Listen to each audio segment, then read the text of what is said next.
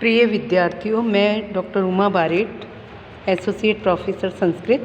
आज हम अर्थालंकार के विषय में अध्ययन करेंगे।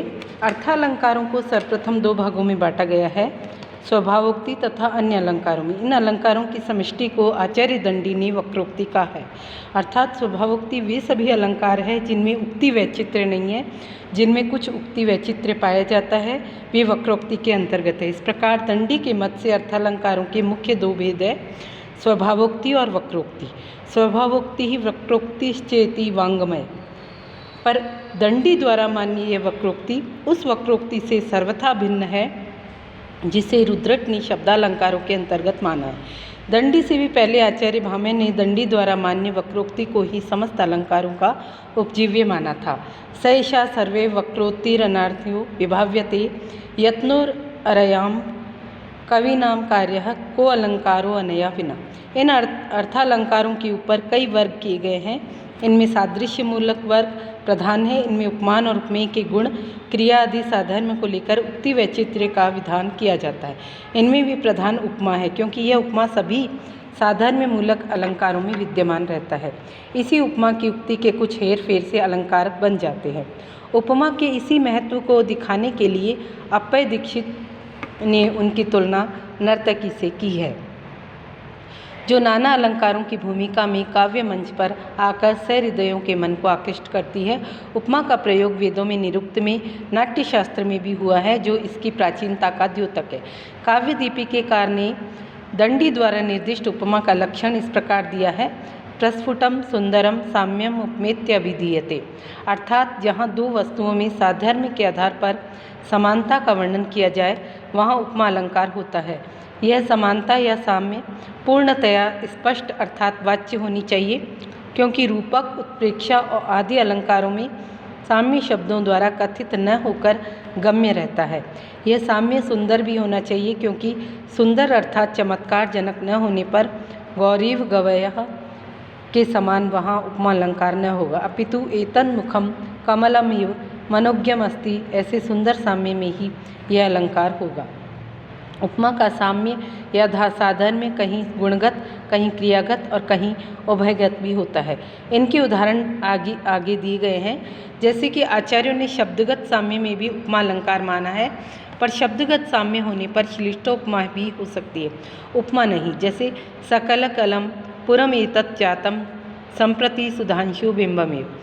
यहाँ सकल कलम पद श्लिष्ट है, जिसका एक अर्थ कलकल ध्वनि से युक्त तथा चंद्रबिंब पक्ष में दूसरा अर्थ है। सकल कलाओं में युक्त ऐसे शब्दगत साम्य में वस्तुतः श्लिष्टोपमा ही होती है। उपमा के लिए उपमान, उपमेय, वाचक तथा धर्म चार तत्व आवश्यक है। जहाँ इनमें से एक या दो अथवा तीन कम होंगे वहाँ पूर्ण उपमा न होकर लुप्तोपमा होगी। जैसे मुखम एतत् कमलमिव, यहाँ धर्म लुप्तोपमा है। कमल मुखमेतद् शोभते, यहाँ वाचक लुप्तोपमा है। और कमल मुखमेतदन्ति, यहाँ धर्मवाचक लुप्तोपमा है। इयं मृगाक्षी गच्छति, यहाँ मृगाक्षी का विग्रह है। मृगस्य अक्षिणी इव सुंदरे अक्षिणी यस्या सा, अतः यहाँ मृगाक्षी पद में धर्मवाचक तथा उपमान तीनों का लोप होने से धर्मवाचक उपमान लुप्ता है। यह मृग के नेत्र उपमान है, मृग नहीं। और अक्षिणी उपमेय है, यह सदा समासगा ही होती है। रूपक, उपमेय और उपमान में अभेद कल्पना ही रूपक का आधार है। यहाँ उपमेय पर उपमा का आरोप किया जाता है, यद्यपि यह अभेदारोप सदा काल्पनिक ही होता है। इस अभेदारोप के द्वारा कवि उपमेय और उपमान में अति साम्य प्रदर्शित करना चाहता है। मुख और चंद्र सदा पृथक रहने वाले पदार्थ है, तथापि कवि इन दोनों में अति साम्य दिखाने के लिए मुख पर चंद्र का इस प्रकार आरोप करता है कि दोनों एक दूसरे से अभिन्न प्रतीत हो। रूपक के मुख्यतः तीन भेद हैं, सांग रूपक, निरंग रूपक और पारंपरिक रूपक। सांग रूपक में उपमेय के भिन्न भिन्न अंगों का आरोप किया जाता है। निरंग रूपक में केवल उपमेय पर उपमान का आरोप किया जाता है। और पारंपरिक रूपक में उपमेय तथा उपमेय से संबद्ध अन्य वस्तुओं पर उपमान का तथा उपमान से संबद्ध अन्य वस्तुओं का भी आरोप किया जाता है। काव्य दीपिकाकार ने केवल सांग रूपक का पर्याप्त कुसुम स्तवक इत्यादि एक उदाहरण दिया है, जी उन्होंने रूपक के भेदोपभेद का संकेत नहीं किया है।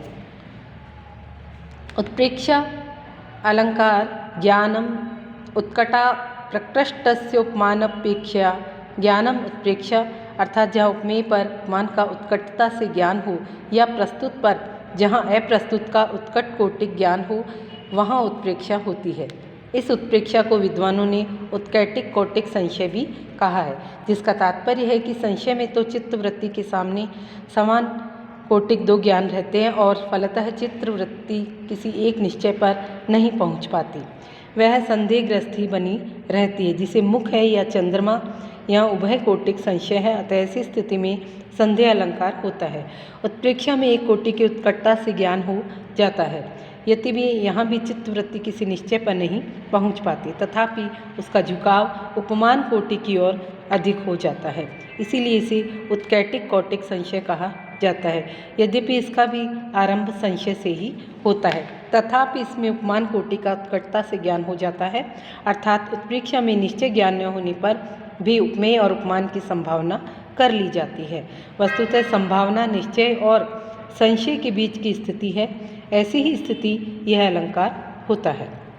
उपमेय पर उपमान का पूर्ण निश्चयात्मक ज्ञान तो अतिशयोक्ति अलंकार में ही संभव होता है, जहाँ अध्यवसाय या निगरण के द्वारा उपमेय को ही समाप्त कर केवल उपमान ही शेष रह जाता है। उत्प्रेक्षा का लक्षण है संभावनाम अथोत्प्रेक्षा प्रकृतस्य समेनयत दिया जाता है, जिसका तात्पर्य यह है कि जहाँ प्रकृत यानी उपमेय की अप्रकृत उपमान से संभावना या कल्पना की जाए वहाँ उत्प्रेक्षा होती है। उत्प्रेक्षा के वस्तुत्प्रेक्षा, हेतुत्प्रेक्षा तथा फलोत्प्रेक्षा भेदों का निर्देश काव्यदीपिका ने नहीं किया है।